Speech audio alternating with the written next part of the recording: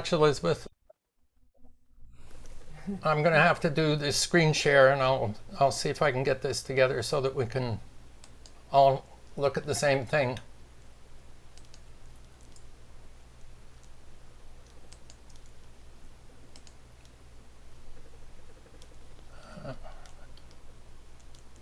Share sound. Okay, I have to adjust this box because it shows you what you're going to see.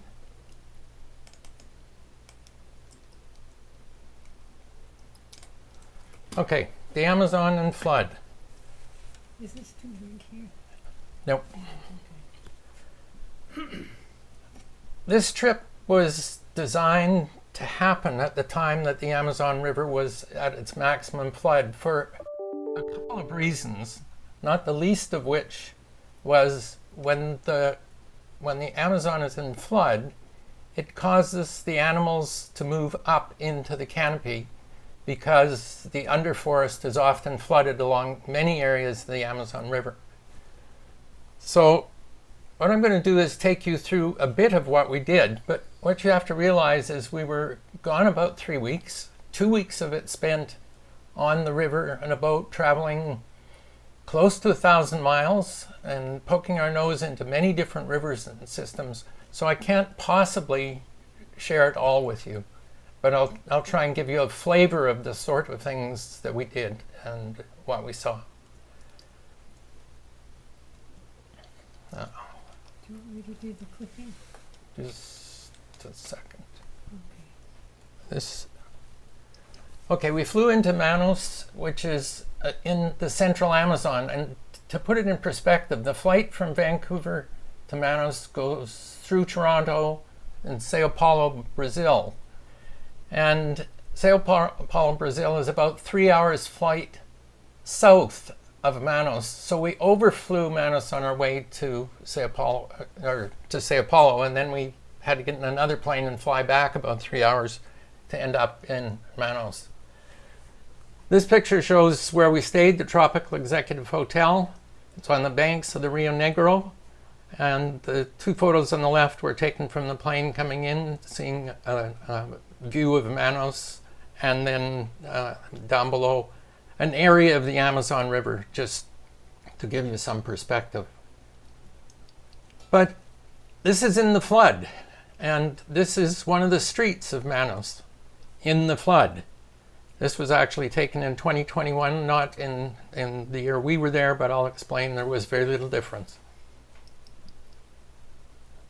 What you see on the far left here is a boardwalk. These cities that get flooded have to, on an annual basis, put in these boardwalks so that people can walk back and forth in front of stores. Some people do commerce out of boats. Now, not all the city is flooded, obviously, because there is some elevation. And if you live in a high part of the city, you're not in trouble. But if you live in a low part near the river, you're obviously going to get inundated on a fairly regular basis annually. This is a picture in which I added the level of the water I calculated based on the information on 2015, 2012, and 2009. In 2021, the water level will be about where the green arrow is. In 2022, the year we were there, it would be about the top of the boat, so about 8 inches lower, not much. However, there were dry areas, and we spent a morning and again an afternoon in the area around Manaus, looking in particular for a monkey species, or a primate species, two different ones. And we got a glimpse of one, and we got a good look at the second one. I guess this is where I should really say that the primary purpose of this trip was to actually identify as many different primates as we could in this 2-week period.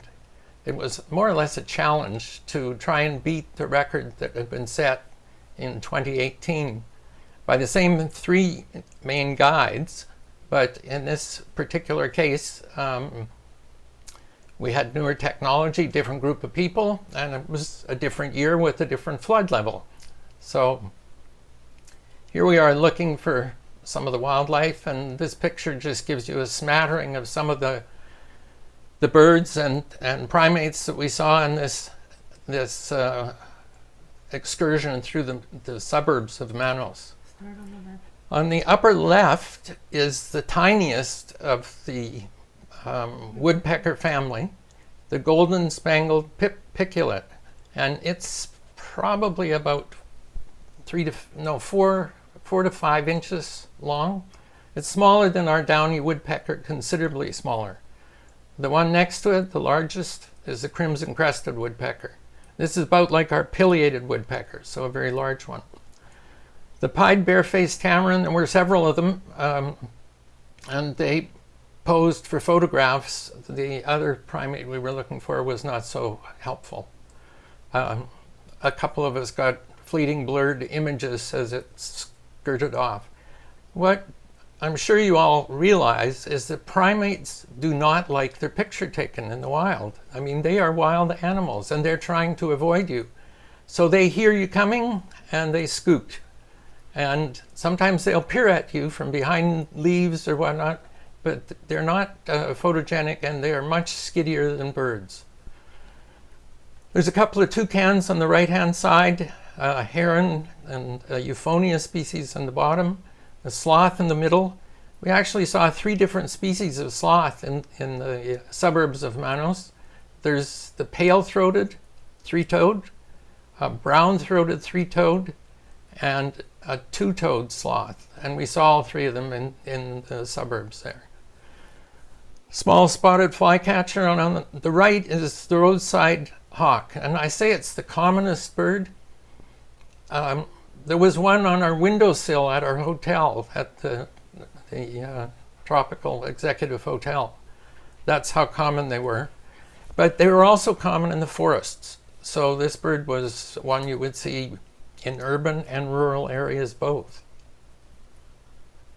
The next morning we headed to MUSA, and this is a wildlife preserve with a very tall tower in the middle of it, a well-anchored tower that towers over top of the canopy. And on the upper left photo, we're looking down on the canopy.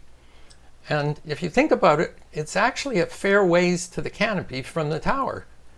You can see Manos, the city on the right. It's a population of about the same as Greater Vancouver, maybe a little bit less than Greater Vancouver. So over 2 million, 2.6 million, I think. Quite a busy metropolis.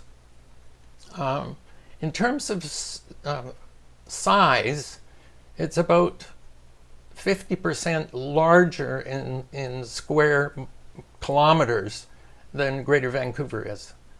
I think Greater Vancouver is probably constrained by the mountains. They're not constrained by mountains and they spread out. So from the tower, these are a few of the observations. We saw about 25 different species of birds from the tower in about 2.5 hours or 3 hours time.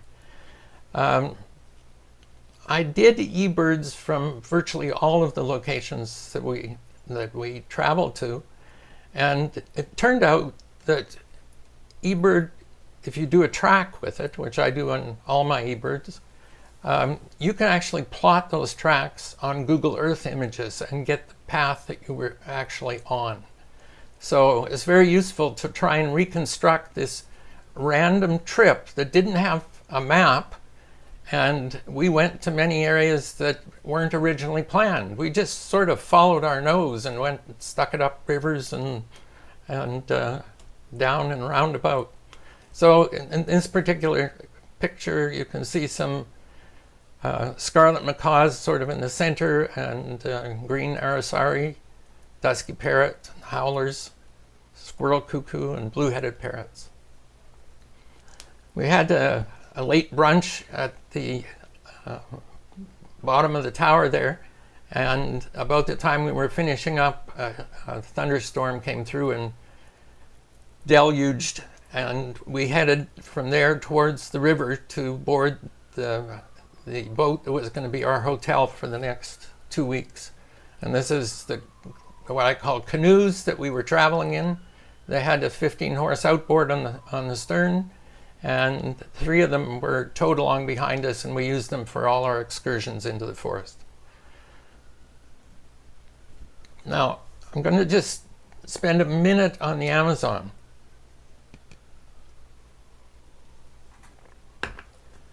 This is a massive drainage basin, and it actually drains about 1/3 of South America, and it all comes out in the area of Bellum. If you think about it, about 1/5 of all the fresh water that enters all the oceans of the world, all the oceans from all the rivers, 1/5 of it comes out of the Amazon. That's a massive amount of water. So we're going to look at the area of Manos to Santarem in the center of this. And I've got 3 other squares on the left, the bottom left, and bottom right. These are 3 other areas in the Amazon basin that we have birded in the past.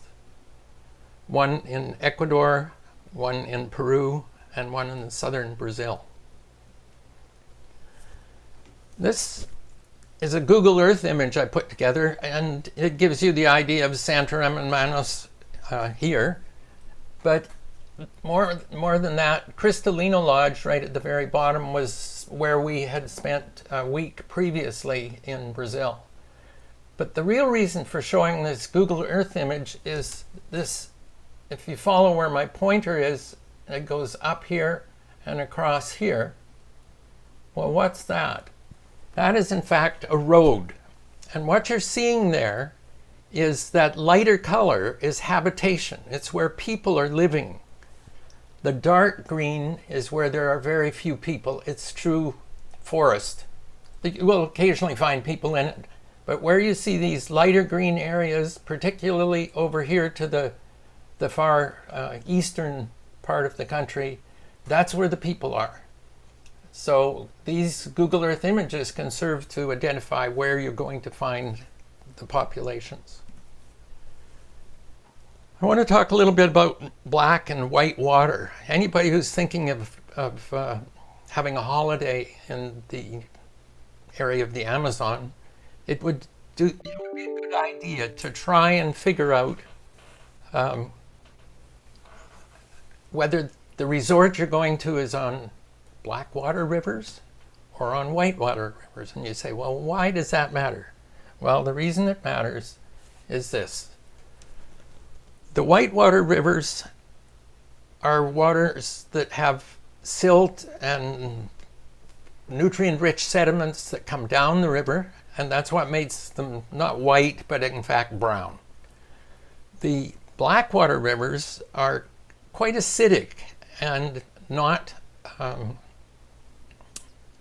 as popular, I guess, or not as hospitable to bacteria, insects, and their larvae, and that includes parasites and includes mosquitoes. So if you're on a blackwater river, you're going to see flooded forests that are called agapo, and the agapo are blackwater flooded forests, whereas the varzea are whitewater flooded forests. And the big difference between the two is the varzea has a higher diversity in both plant and animal life relative to the agapo. A few more species of plants and usually more species of animals as well. Interestingly, once you go below the surface of the water, the blackwater rivers and the whitewater rivers have equal diversity in terms of fishes.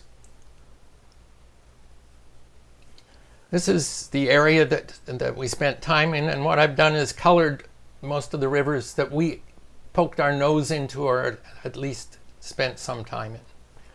And what I want to draw your attention to is that in the area here is the Madeira River coming up in purple. And if you follow it up a little ways, you come to a thin black line. And this thin black line connects with all these other rivers across the bottom.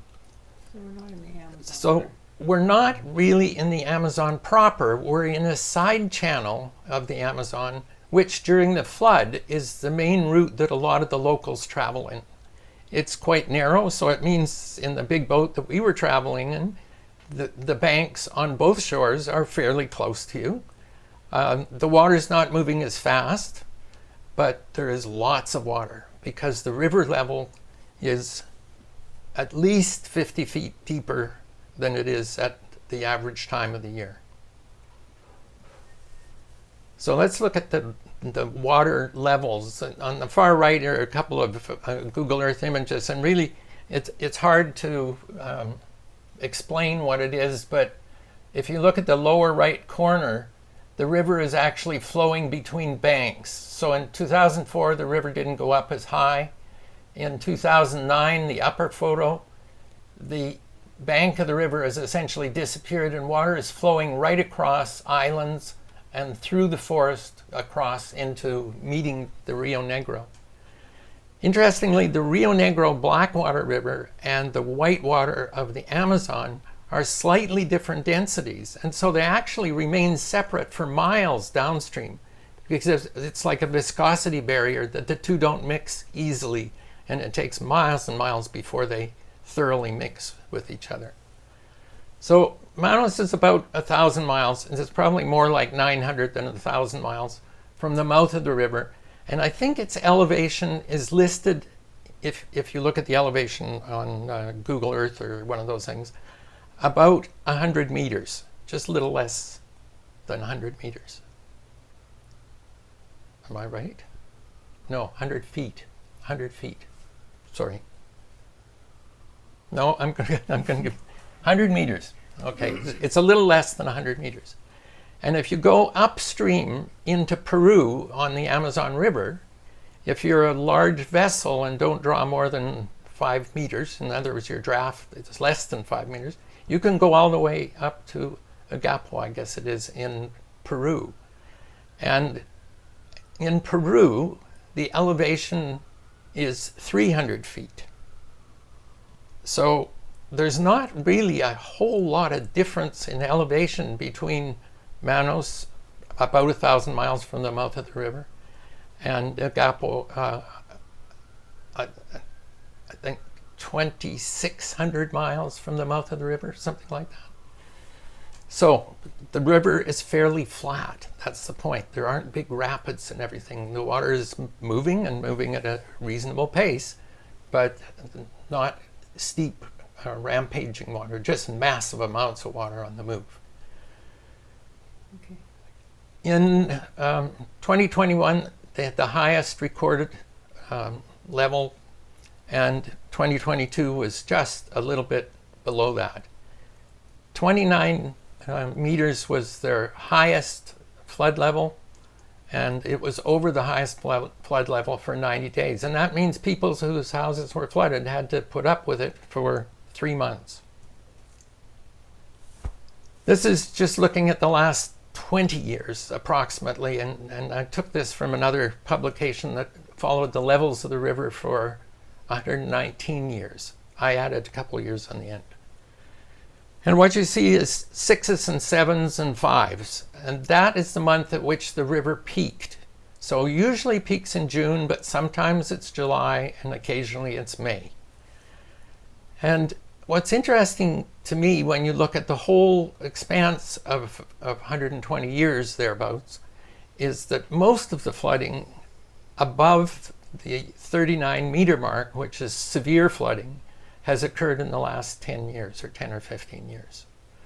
So climate change is making a difference in the Amazon, and it is displacing people on an annual basis in a very significant way. One of the arguments that exist is the Amazon the longest river, and a recent argument is that yes, it is the longest river because they found a tributary that went a little farther than the Nile. So let's, for the sake of argument, say it's the longest. During the wet season, it's probably the widest of any river. It can be up to 100 meters deep in places and is below sea level. The bottom of the river is well below sea level at the delta. There are almost 3,000 species of fish, with 1,700 endemics only found in the Amazon basin. Fish are primary protein source for most of the people living in the Amazon basin. And I don't know whether any of you know about tidal bores, which occur around the Bay of Fundy. When the tide comes in, you get this water rushing up the river. Well, the pororoca, which is the tidal bore that occurs in the Amazon, when it occurs, it can go 800 kilometers upstream, and the wave can be as high as 12 feet on big tides. Now, that's quite a surfing ride if you think about it. And people do try and surf that wave. I've seen pictures of it. It's crazy, absolutely crazy.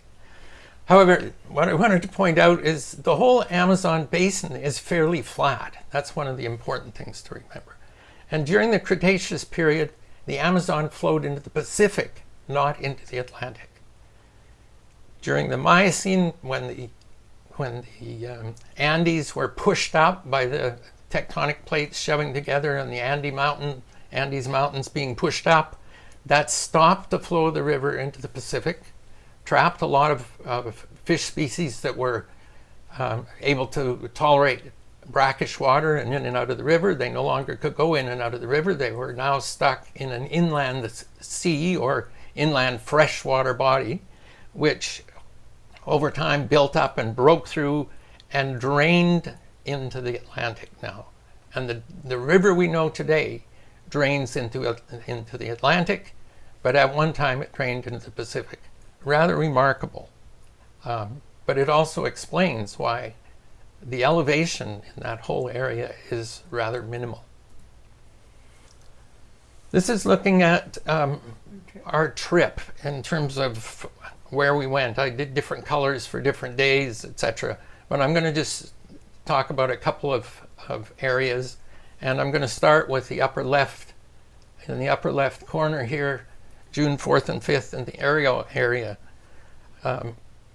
This was an area that was discovered essentially by Cousteau back in the early 80s in his exploration of the Amazon. And a big hotel was built just very near this area where we were.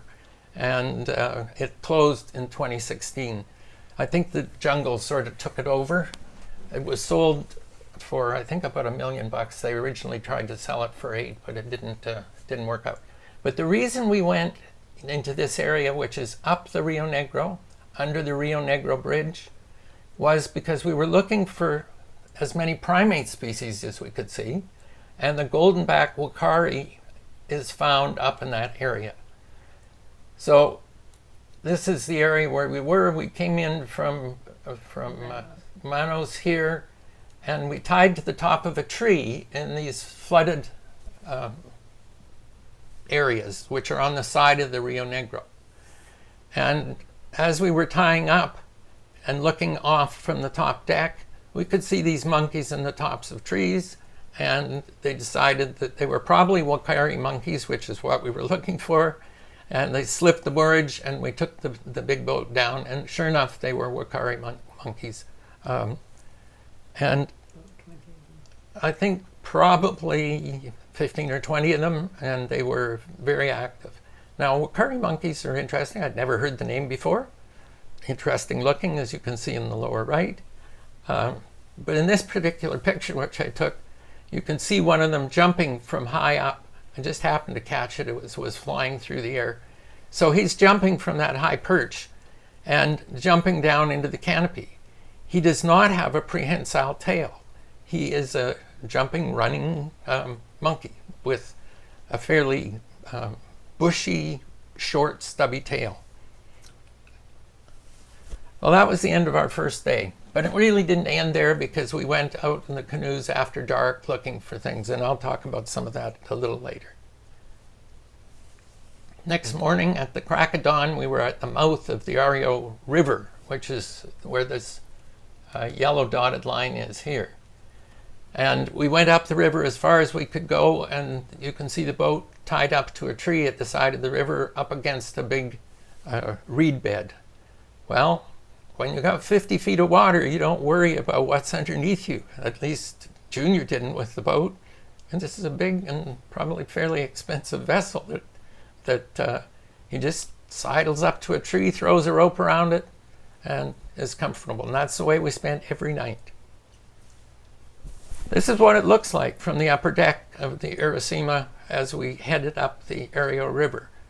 This is our tour leader, Jonathan, on the left, and Junior on the right, who's the owner of the boat.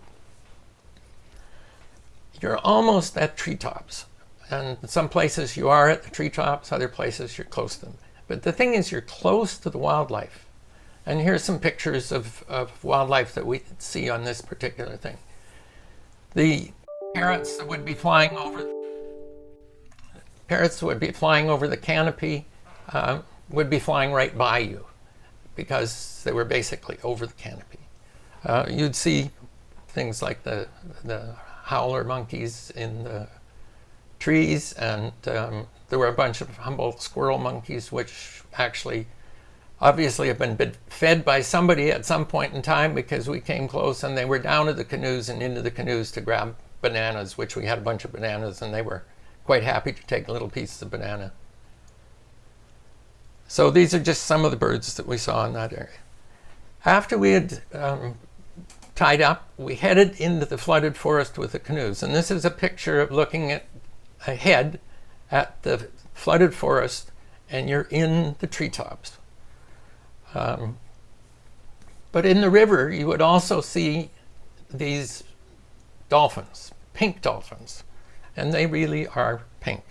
And the afternoon of the second day we were up there, they took us to a place where the pink dolphins are being fed, and these are some pictures taken as some of the guests got in the water with the dolphins.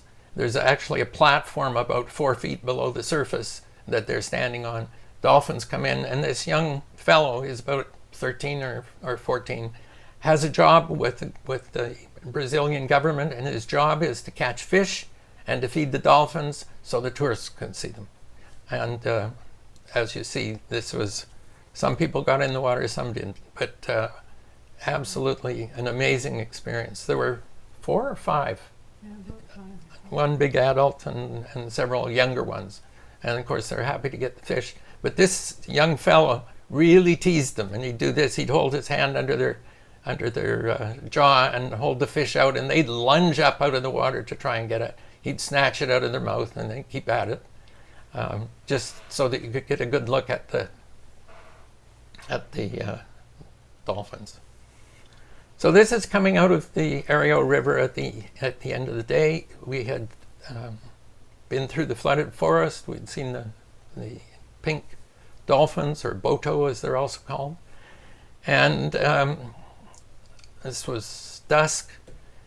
We went to bed because we'd had a long day. The crew did not go to bed. The crew moved us to the next location so that in the morning we got up, we were in a completely new place. And the new place was another place where we entered the flooded forest at dawn. We'd usually get up just before dawn, have fresh made donut holes. They'd cook these in a big vat of oil and throw them with cinnamon and sugar, and you'd have that and some coffee and or tea or whatever your choice was. And we'd go off for a couple of hours exploring early. The reason for that is the primates are most active first thing in the morning. So you get them talking to one another and calling. And it's really quite fascinating to listen to the different primates and the calls they make. But that's how you find them. You hear them communicating and declaring their territory, and you go looking in these canoes. And the bowman in these canoes has a machete and a paddle, and the guy in the back has a motor and a paddle. So you sometimes have to hack your way through the bush. Other times you can find a path that is open enough to actually move through. Oops, I want to take you back to this picture. He fell in the boat. Things fell in the boat, and this one fell in one of the guests' laps, and was quite a shock. But it's a green iguana, and that got its picture close up. But there are other things that fall into the boat, and you don't always see them. The boatman would find them sometimes, and sometimes we'd find them. On the left is poison dart frog, and it's actually in a drinking glass. One of the boatmen brought it up to the dining hall, or to the bar, and it had it in the jar. And so this is actually its underside. You're looking at the underside through the glass. The one on the right is obviously a praying mantis. Now, how big is that praying mantis? It's sitting on the leg of a spotting scope. Well, this is sitting on the arm of one of the guests. So probably 5 inches long, I would say. He stayed with us for 2 days before we parked him on shore at some point. So we would go off on these morning excursions, and then we would come back, have breakfast. There'd be a big breakfast spread. Or it would be, this might be us coming back from a late morning excursion, come back usually 1 o'clock or 12, and you'd be coming back to lunch. And I wanted to show you the galley. This is the galley on this vessel. All the food cooked on this vessel for 17 guests and 12 crew was turned out on the four-burner propane stove with that small oven that you see in the bottom of that. That was what they had to work with. But they used pressure cookers, and they actually had a microwave. They were very inventive. And they would turn out spreads such as this. This is a lunchtime spread. And very nutritious food, and lots of it. I've marked farina on the right-hand side. Farina is a staple of the Brazilian local people, and also a staple across much of South America and even Central America. And it is made from the manioc plant, and I'll tell you a little bit about it later. So we're going down, we're finished on the upper left, we're coming down into that side channel of the Amazon, heading into the Paracone River, and just before that, São José, which was the village that we visited. So this is the 3 or so days that I'm going to share a little bit with you on. This is the school in this village, and I want you to think about this. Remember, the river is 50 feet above its normal level, and you see these stairs going down to the water. You know they have to go down another 50 feet if people are going to get to the riverbank when the river is down. So there's a heck of a staircase just in this village. But this village is lucky because it's dry. They are out of the floodplain. Some rivers are on the edge of the river, and in these high flood years, they're inundated, and they have to deal with it. This is the production of farina, which is this toasted product. I think of it a little bit like panko in terms of what it's like. You can sprinkle it, it's a little crunchy. But the lower left here is a manioc plant that has been excavated so you can see the roots. It has these tuberous roots in the lower left corner here. And manioc, cassava, tapioca, and yucca are all very similar in their growth and the appearance of the root. Manioc is the plant that grows in the Brazil Amazon basin.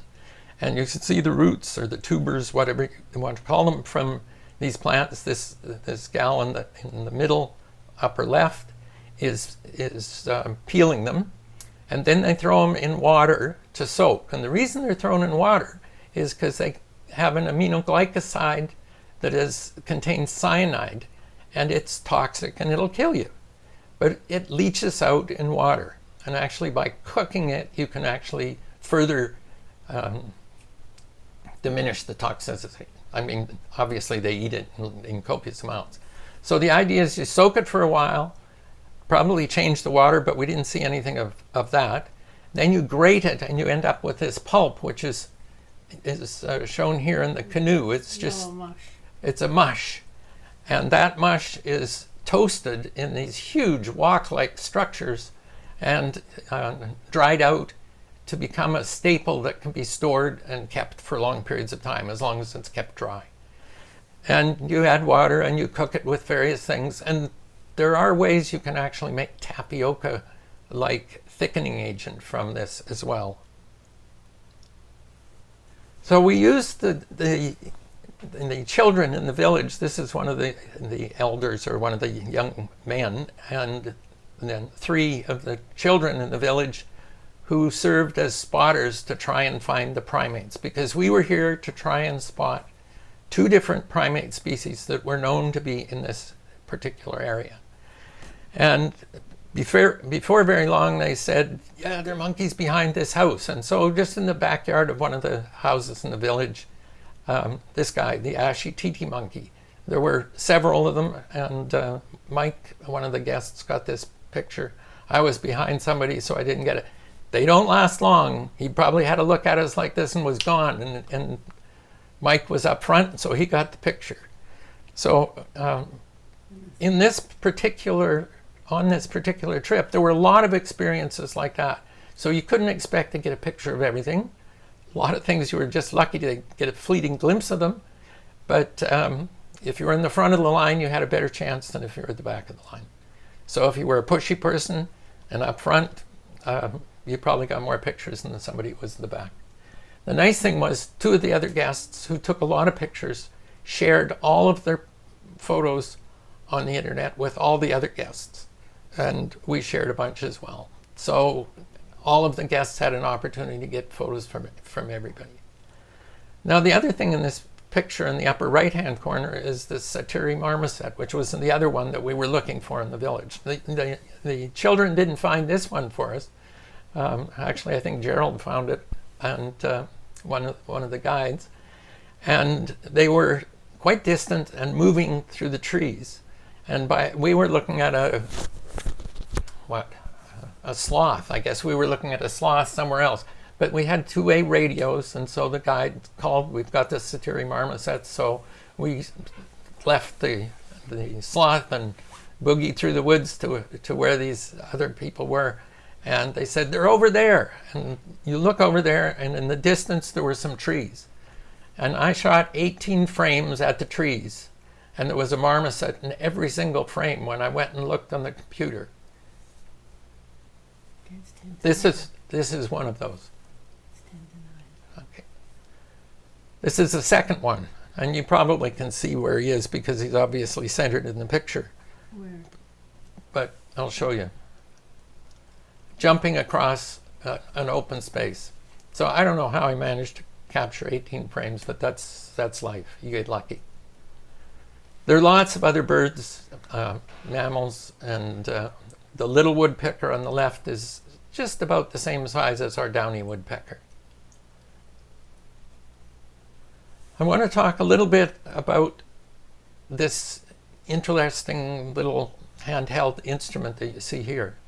It's a thermal imager, and Gerald had just purchased this before he came on this trip. Gerald is from Belgium, and a guide who has guided around the world, but he's done a lot of expeditions in South America and also in Africa. He's a very good mammal spotter, also a good birder as well. But this is actually Diogo, one of the other guides, the Brazilian guide. And when we were traveling along the edge of the bank or down the middle of the river, Gerald or Diogo or sometimes Jonathan would be scanning with the thermal imager to see what they could see. And it would show them primates. It would show them, if it was in the evening as the light was going down, it might even show you an iguana, which is not supposed to be hot, but they have absorbed the sun heat during the day, and as they cool off, they would lose their heat signature. But things like bats and porcupines and possums, rats, all those sorts of things. And the birds. You see them in pitch black as a white dot, and you can often actually see the shape of the animal. So this is what the little thing looks like. It's about $2,000 US, something like that. It's going to revolutionize hunting, and I think it's a mistake that it gets into the hunting community, but that's where you're going to see it because people have deep pockets. Well, we're going along 5:30 in the afternoon, so the sun's gone down and the woods are starting to cool off, and Gerald says, "Stop!" And we did stop and turned around and nudged the boat into the edge and looked, because we were looking for something, and looking with a spotting scope, they said Maoist marmosets, which was one of the uncommon, very, very poorly known marmoset species. Well, this is a picture of the tree looking at where the marmosets are, and I defy you to find them, but maybe if you look very closely, you could find out where they are. But this is what they look like when you take a photo. There are these 8 little faces. I think 7 of the 8 faces seem to be looking at us. And 8 little faces up in the tree.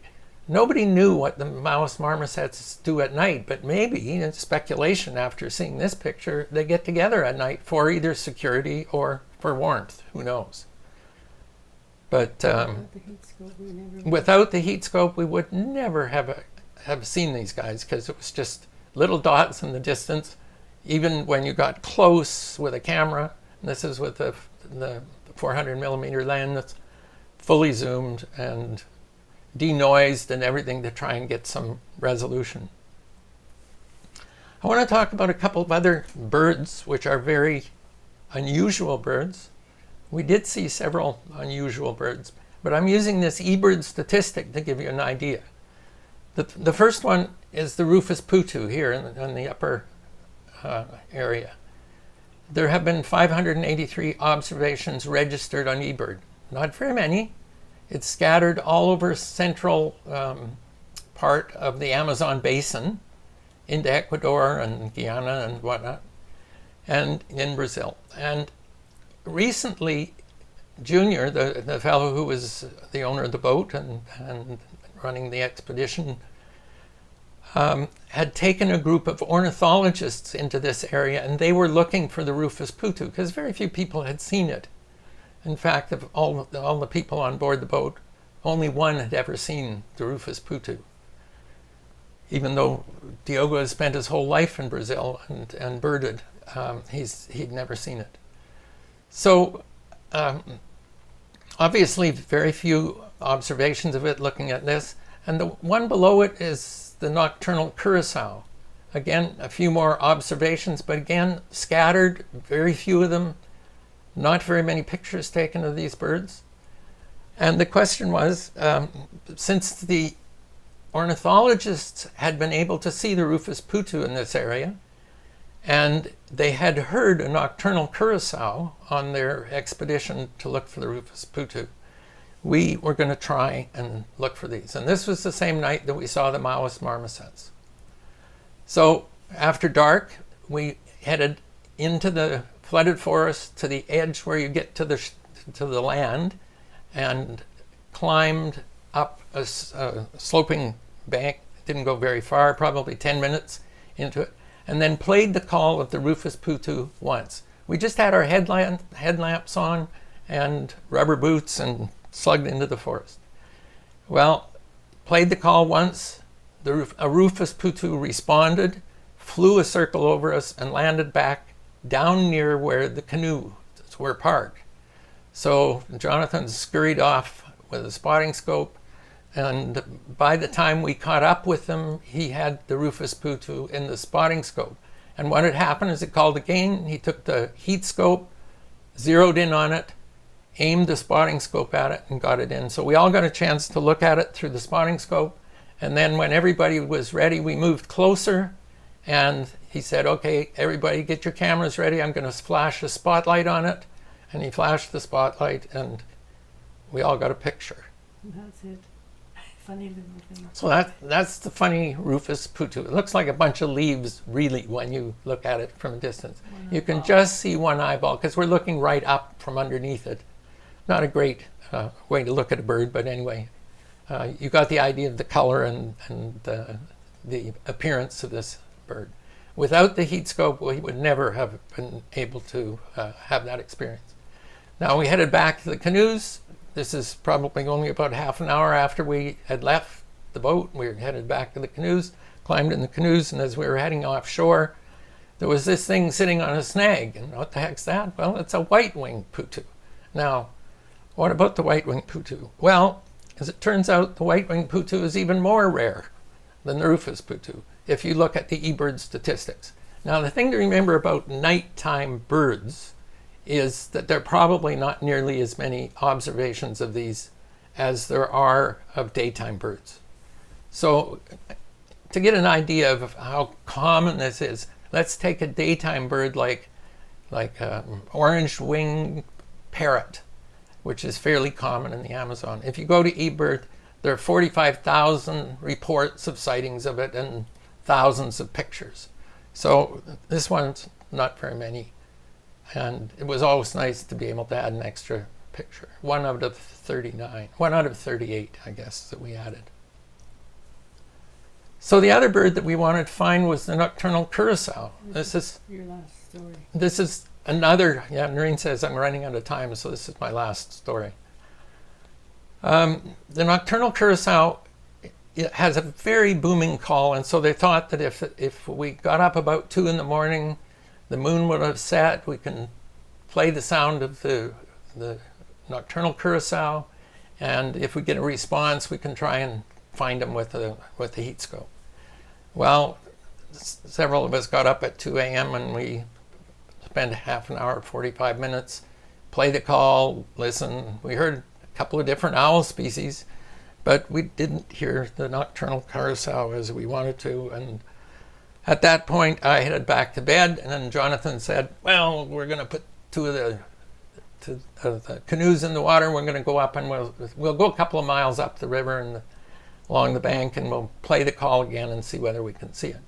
Well, the nocturnal curassow never did call. They never did hear it. But as they're going along the shore, Gerald picks up a heat signature up in the trees. And what is it? Nocturnal curassow. So, one canoe stayed there. The other went back to the big boat. They fired up, they got the crew up, fired up the big boat, brought it down. Got all of us up in our pajamas and whatever you were wearing, up on the top deck, sidled into the shore, put the spotlight on, and everybody got a picture of the nocturnal curassow. This is a rare bird. Now, this was a lifer for everybody on board.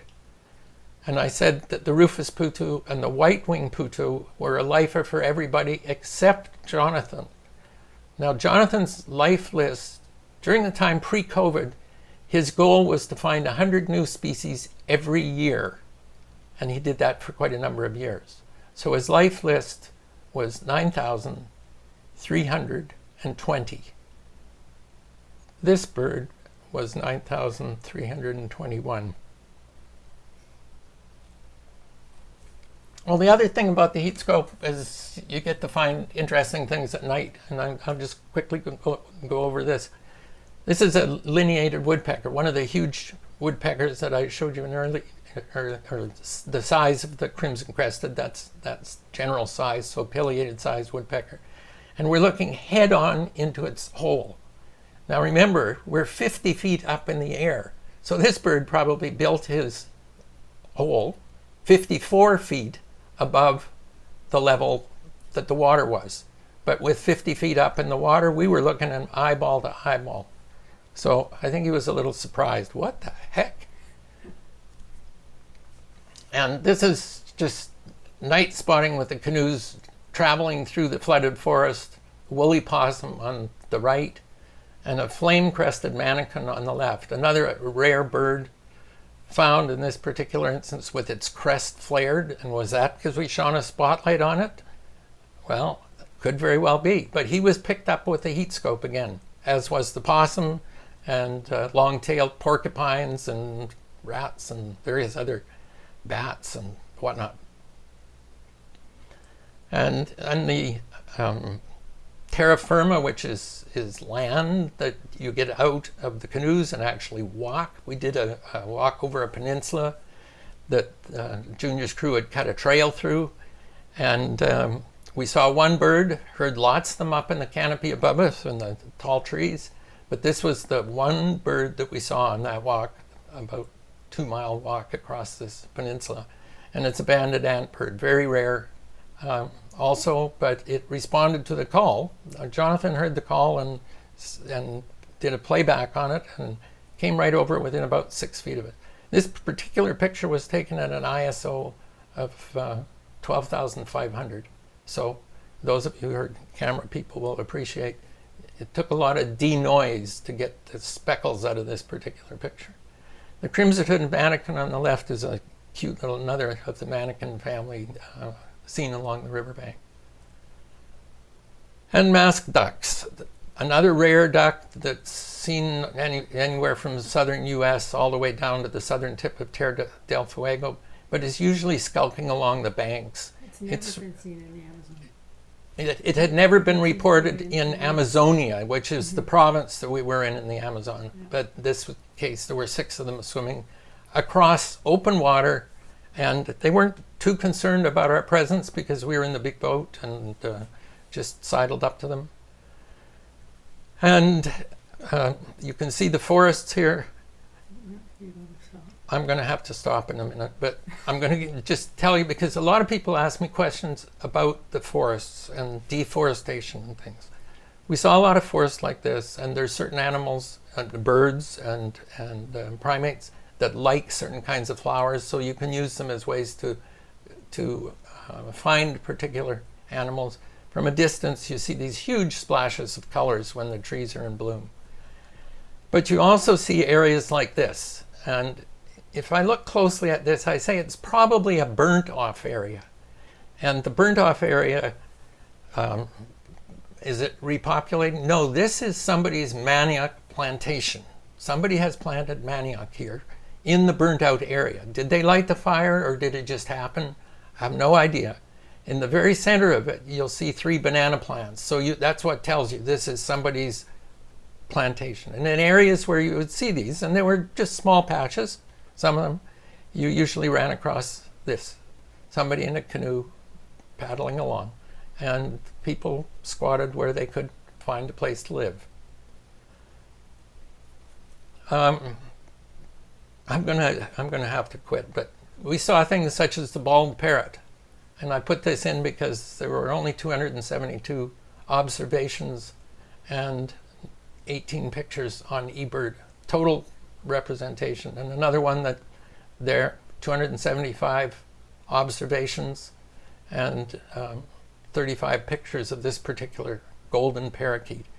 Very popular in the pet trade, but very uncommon in the wild.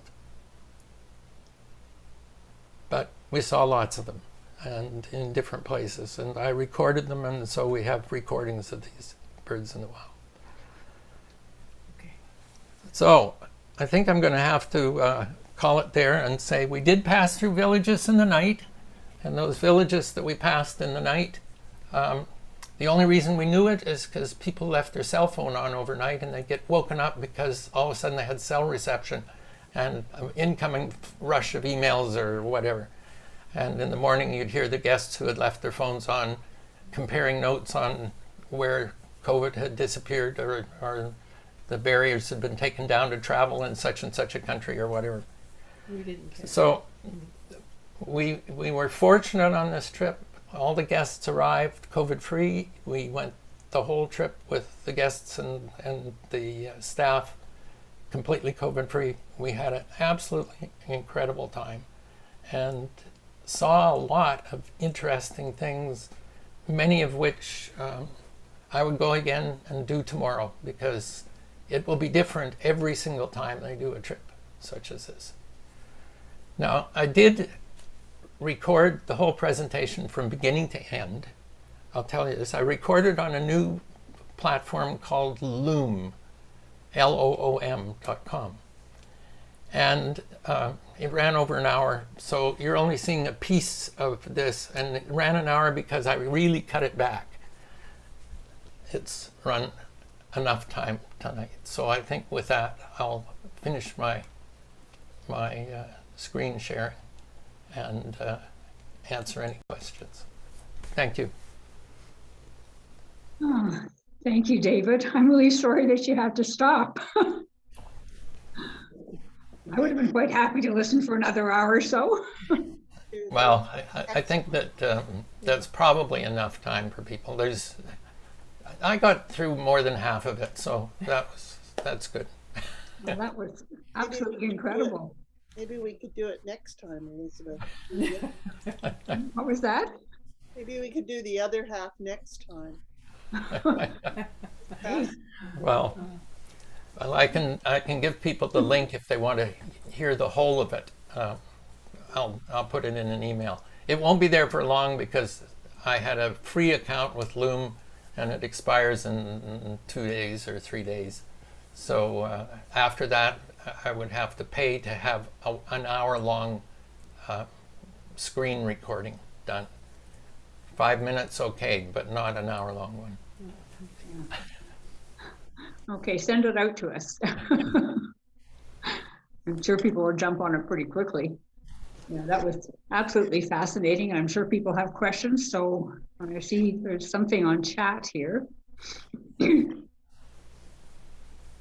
Anita was having problems with her video earlier. I don't know whether she resolved that. Audrey's saying, absolutely wonderful, fascinating, so much information. Thank you. And I think that I'll probably all say the same thing. It was fascinating. Good. Marlene McKenzie saying very enjoyable. Thank you for inviting the White Rock group.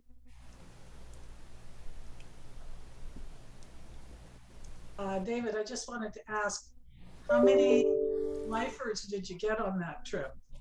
That was my last slide. 108 lifers, 273 bird species, 30 primate species. And I didn't, at the end I was going to talk about marmosets. I mean, everybody know what a marmoset is?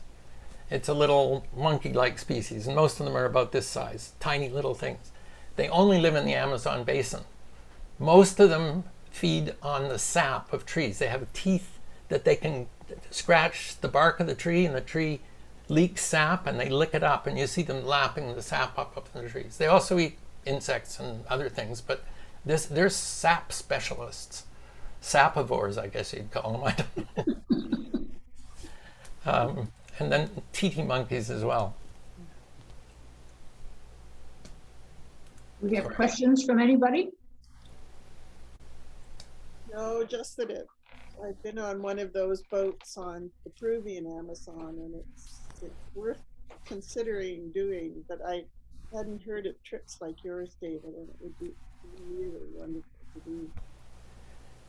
Well, it's a special trip. Apex Expeditions, which is the outfit that we did is based in Seattle. And Jonathan, who was our tour leader, is a South African who actually started the company Apex Expeditions and still lives in South Africa.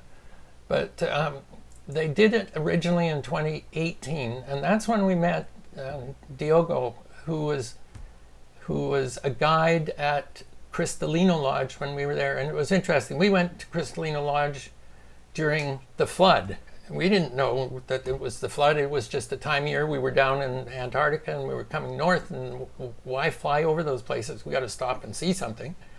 And it was the flood, and so there were no locals. Noreen and I were the only guests in this resort with two guides, one local plus Diogo, who was in there and spoke perfect English. He's a very talented guide, spent 5 years tracking jaguars in the Pantanal and was doing some bird guiding. And so we had a really wonderful time with him. And because he was going on this particular Apex expedition as one of the guides, that was the reason we decided to go on the trip, because he's a pretty special type of person. And we're going to the Pantanal. And we're actually going to the Pantanal on a trip somebody else is running, but Diogo is the guide again. So We're going in August. I see Anne Murray's also saying, thanks, David, great presentation.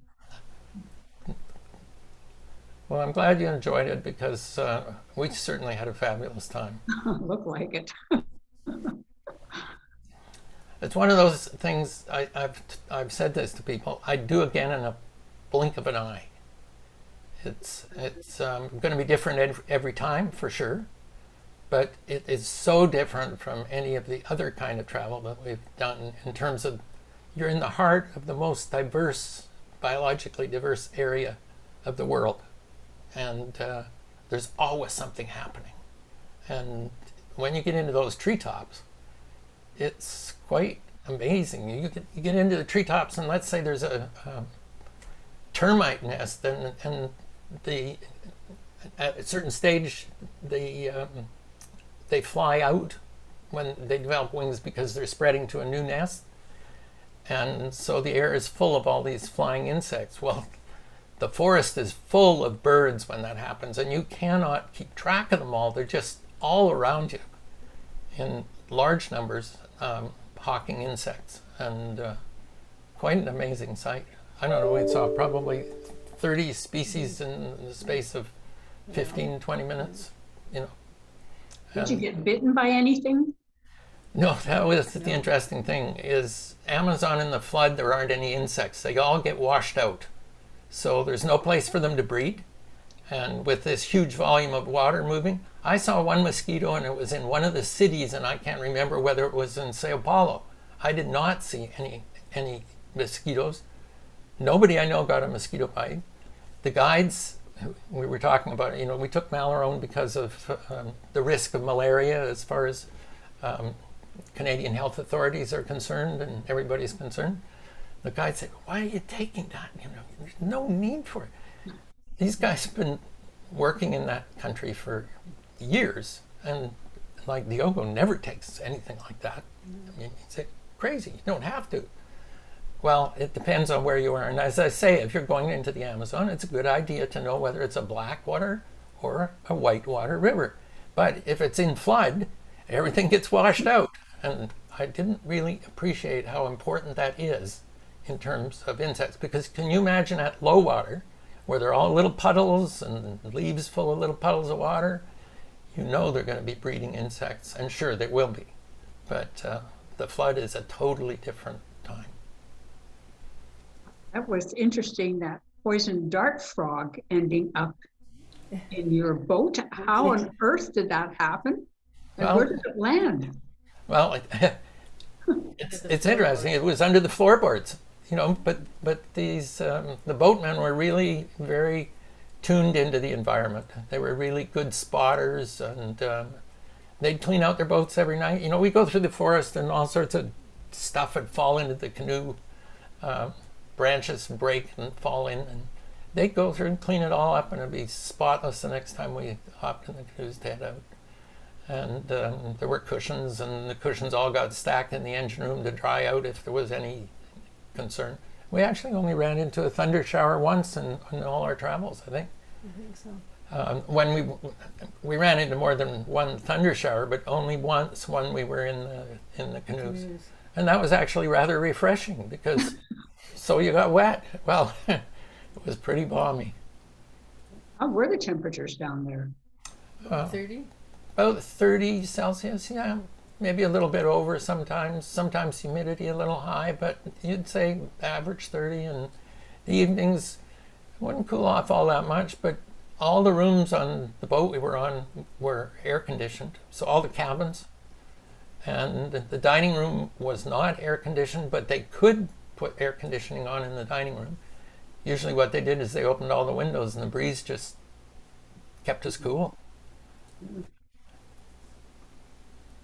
Well, if nobody has more questions, we'll let you go, but thank you so much for a wonderful presentation. I think we should all give a good hand. Next month's meeting will be the 1st of November, and we're